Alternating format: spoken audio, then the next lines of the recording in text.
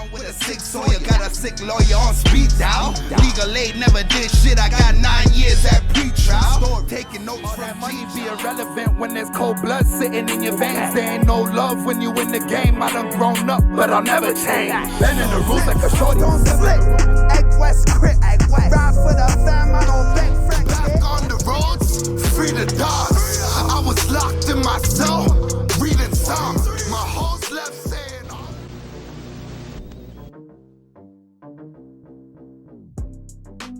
This is 29-year-old Bryan Herington, better known as Bizz Loc. He's been referred to as Toronto's scariest rapper, hailing from the Dufferin and Eglinton Avenue West area, and is a longtime member of EWC, or the Eglinton West Crips.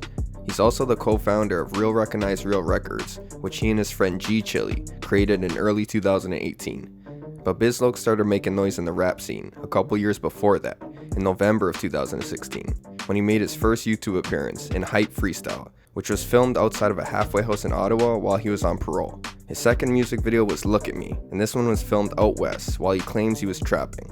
Once Bizz Loc was legally allowed to return to Toronto, he dropped his third video, which was God. This song instantly went viral, and to this day, it's his highest viewed song on YouTube and the most notable. After releasing that, he would follow up with Dark Side, Set Tripping, and then a feature on Trappin'. Bizz Loc maintained his buzz by following up with several more tracks, and started to be noticed by a few big names. He caught the eye of Drake, who saw a bottle of his branded liquor, Virginia Black, in the Dark Side music video. He invited Bizz Loc to a halftime lounge party at a Raptors game, and he also said that he was contacted by Tory Lanez, Casanova, and even The Weeknd's manager. He was making major strides in his rap career, and consistently growing his fan base. It's unfortunate, but Bizz Loc is another rapper who can't decide between the streets or music, and tries to balance the two, which rarely works out for anyone. He was recently arrested in October of 2020 for what's apparently a gun charge, along with probation violations, and there's no word on when he's getting out. But this recent arrest definitely isn't Bizz Loc's first time getting locked up. He has a long rap sheet dating back over a decade, and was involved in a few separate incidents. He's one of the only rappers that's ever made a diss track against a jail, so it's clear that the two have history. All that will be explored in this episode of Savages from the Six, where we'll take a look at Eglinton Avenue West, Bizz Loc. So Bizz Loc is from a section of Eglinton Avenue West known as Little Jamaica, which is in the York region of Toronto. This strip has seen countless shootings and homicides over the last couple decades. Most recently, 6 people were shot outside of a bakery near Eglinton and Oakwood in September. Bizz Loc ended up being part of the Eglinton West Crips, a gang that derived from an earlier group called the Front Page Gangsters, which was formed by high school friends back in the mid-1990s. The gang's turf is a long stretch of Eglinton Avenue, from Keele Street east to Oakwood and the surrounding areas. Their main rivals are the Von Road Bloods, with several murders being connected to this classic Bloods vs Crips feud. Most gang members with 10 plus years of experience will likely have had some run-ins with police along the way, and Bizz Loc was no exception. He's been involved in a few different cases and even spent a long period of time behind bars too. But before we dive into the murky stuff, let's take a brief look at Bizz Loc's upbringing so we can understand where he's coming from. Thanks to in-depth interviews by Cash Feelings, We Love Hip Hop Network, and Macadelic, you can get a picture of Bizz Loc's story, and a good deal of information used in this video was pulled from them. I'll include a link down below for anyone interested in watching them. For now, I'll try to summarize it.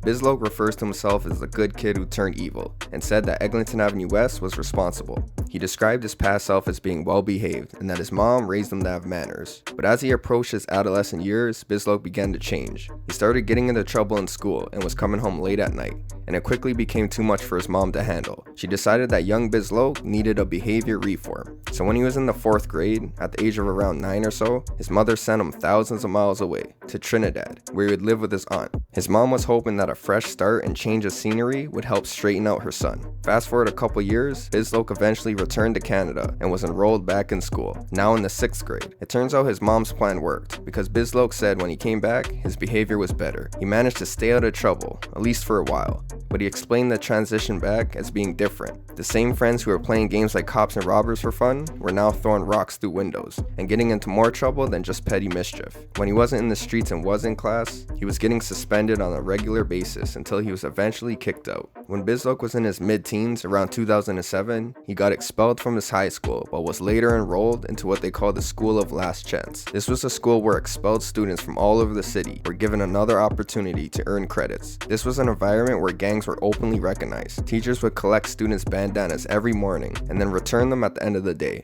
I'm assuming Bizz Loc was a full-fledged gang member at this point, since the article mentioned some students wearing EWC sweatshirts and doing all their projects on blue paper. I don't know if he graduated or not, but it's reported that he did stints in juvenile detention, so bouncing between that and school can make it tough to stay motivated.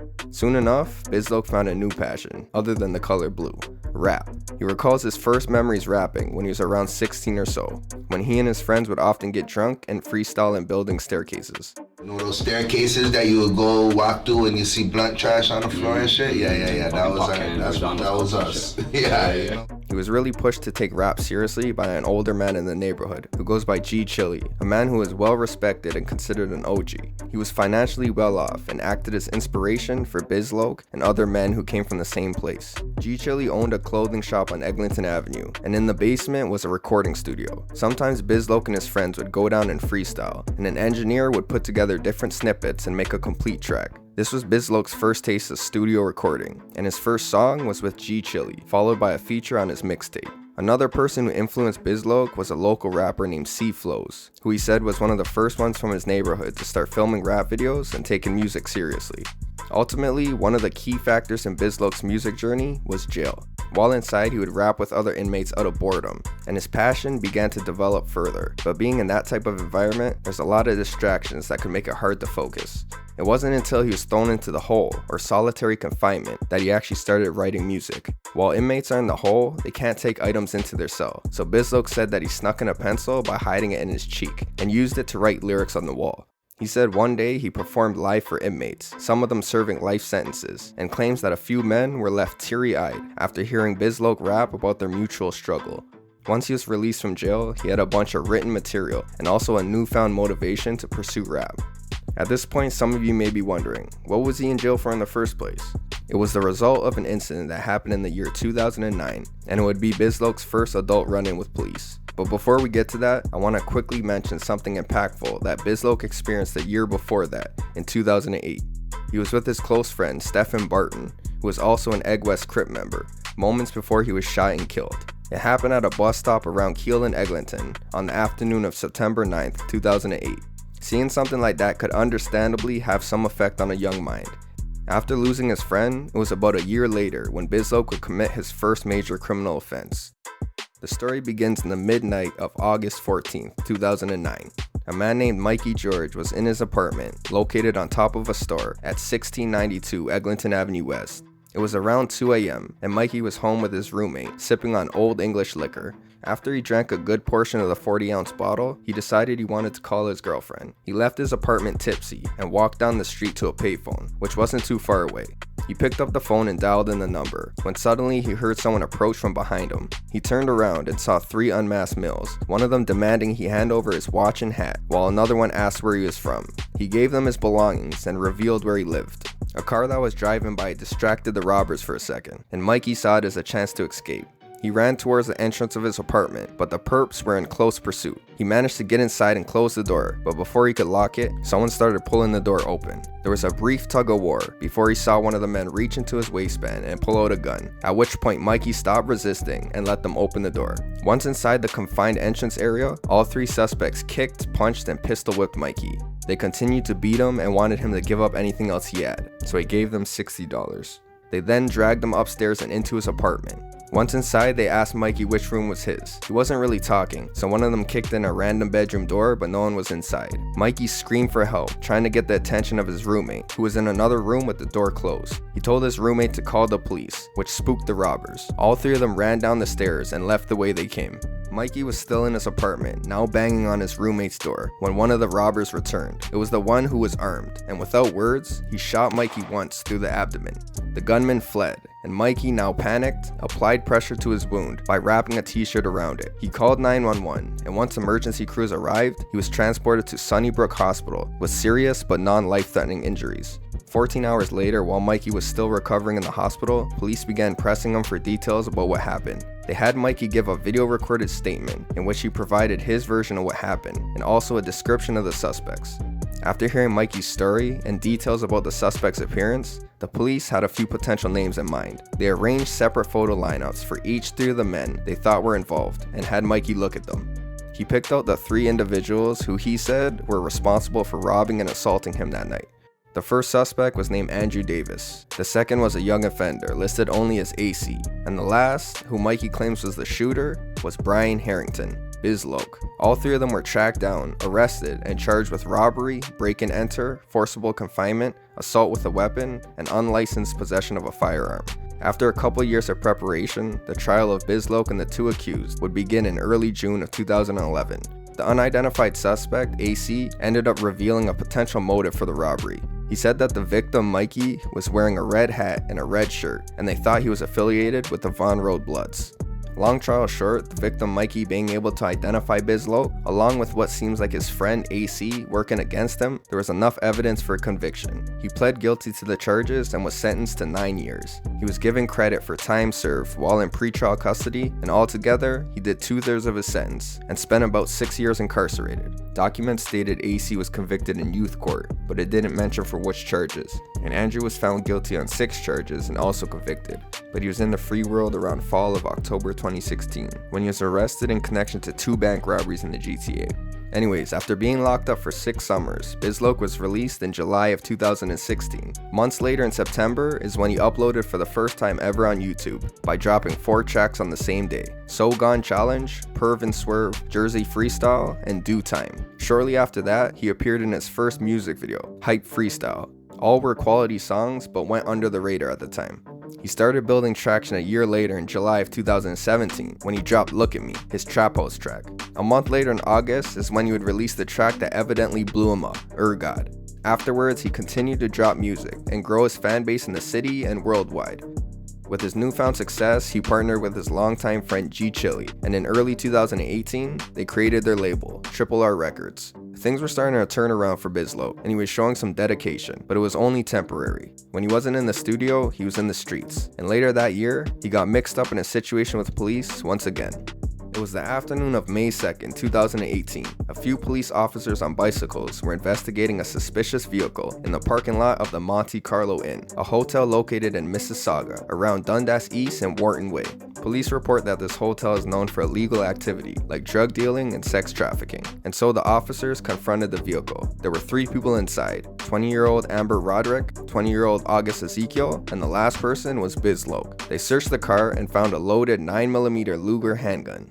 In one of Bizz Loc's interviews, he describes being arrested and said that he tried to run, but it was an industrial area and not much places to go and nowhere to hide. He went on a brief foot chase with police before being shot with a taser. He was also pepper sprayed before eventually being put into handcuffs. Bizz Loc, along with the 2 females he was with, were charged with 6 firearms-related offenses, and like his previous crimes, he was once again facing 9 years. Having just launched a record label earlier that year, he found himself going through the familiar procedure of being booked into a police station. Bizz Loc admits that he was stressed out and disappointed in himself, since he was just starting to build a successful life but was behind bars again.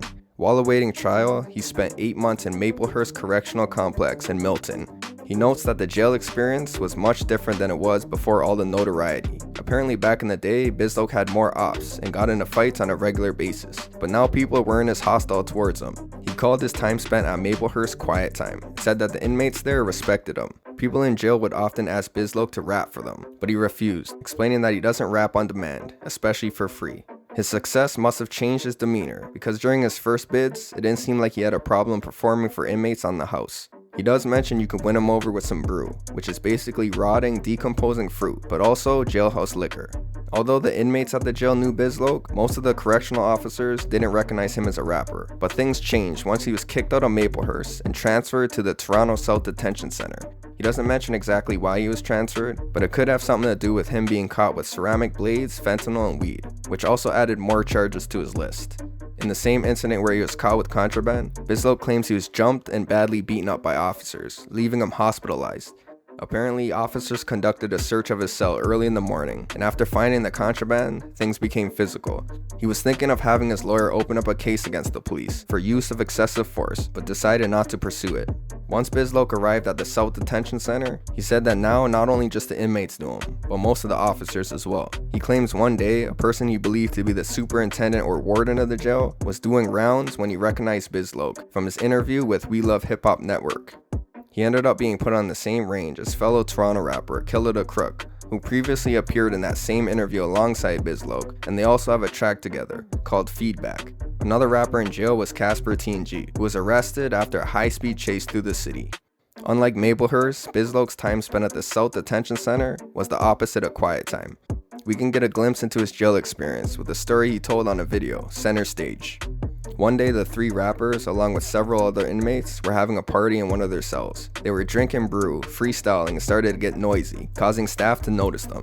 A couple officers confronted Bizz Loc and the others, and told them that there was too much people in one cell, and they needed to disperse.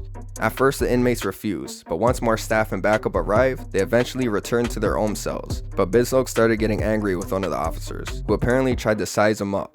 A sergeant on the scene who was familiar with Bizz Loc was able to calm him down, and he agreed to go back into his cell. Once inside, one of the officers slammed the door behind him. Bizz Loc saw that as disrespect and snapped, and was once again hostile. He started yelling at the officers while he took off his shirt and tightened his shoes, preparing for a fight. One of the officers noticed Bizz Loc reach into his sock and take something out, which was assumed to be a shank. It was actually some type of contraband that he was handing to his cellmate to hide. All of the staff panicked and barricaded the outside of his cell with couches. Bizz Loc said he saw an officer prepare to open the door, but he didn't follow through. I think the staff could tell that Bizz Loc was intoxicated and ready for a fight, so they decided to wait it out. The next day, when the buzz wore off, Bizz Loc, Killer the Crook, along with a few others involved, were sent to the hole, a rough place to spend a hangover. Thankfully for Bizz Loc, while he stirred up trouble on the inside, his lawyers were working relentlessly on the outside. Taking a look at the case against them, it appeared that the police had no legal grounds to investigate the car that Bizz Loc was in, but it turned out there was. The hotel where the car was parked, the Monte Carlo Inn, had a written contract with police that stated they were allowed to investigate any suspicious vehicle or persons on the premises to ensure they weren't trespassing. There was only one problem with the contract. It expired about a year prior to the incident, and it hadn't been renewed. This invalid contract basically dismantled the case against Bizz Loc. The Crown was trying to pin the gun on him, and in a recorded phone call from jail, he claims they even tried to use his rap lyrics as evidence. He featured on a track called My Ends with Bizzle, and he has a bar where he says, this is basically the exact scenario of what happened when he was arrested. He had no valid license at the time. Police found a gun in the car, and he was with two women. He also rapped about having a Luger on his designer belt, and that was the same model of the gun that police found. The biggest coincidence of all was that this video was uploaded on the same day that Bizz Loc was arrested, May 2nd, 2018, but he argued it was pre-recorded months prior. Although the lyrics seemed connected to the incident, the evidence didn't really have an effect in court. Without that valid contract with the hotel, the police didn't really have legal grounds to initially pull over the vehicle. So despite a gun being found, the Crown made the decision to forfeit the case during the pre-trial motions. Bizz Loc had all the firearms charges withdrawn, but he pled guilty to obstruction of a peace officer for providing a fake name. With the time he received for that charge, along with the plea deal for the contraband charges he got as an inmate, he spent about 1 year and 1 month in jail. A short time after being released, in late June of 2019, he dropped the first 48, which went under the radar at the time, and most of his fans were still unaware he was even on road. He remained quiet for a few months, but he finally made it clear he was home when he dropped I'm Back Crody in October of 2019. Filmed outside of a prominent store on his turf of Eglinton Avenue West, this video made a much louder statement than his last, and featured a squad of masked members from his gang, all of them wearing mostly blue, pushing to give off an undeniable Crip vibe. The following years, he released tracks like Mode, Straight Bars, and Murder She Wrote. That brings us back to the present day. In the Center Stage video, Bizz Loc claimed that after his 2018 arrest, he was focused on strictly music, and it appeared like he learned his lesson. But I don't think he was sincere, because he was arrested in October of 2020 for charges related to firearms yet again. The news came after he made a statement on his Instagram account, where he not only apologizes to fans for letting them down, but he also gives details about his arrest. Someone called the police about him breaching his probation conditions, and this person also revealed Bizz Loc's location, which was inside a club. The police prepared for what he called a high-risk takedown and ambushed him as he left the club. They allegedly found a gun in his waistband, which he was charged for. He doesn't go into the exact charges, but he said he probably won't be coming home anytime soon. Now that we're up to date with Bizz Loc's history, I wanted to address a recent allegation about him that I found online. I don't mean to taint Bizz Loc's name, I just wanted to try and clear up some rumors that were floating around.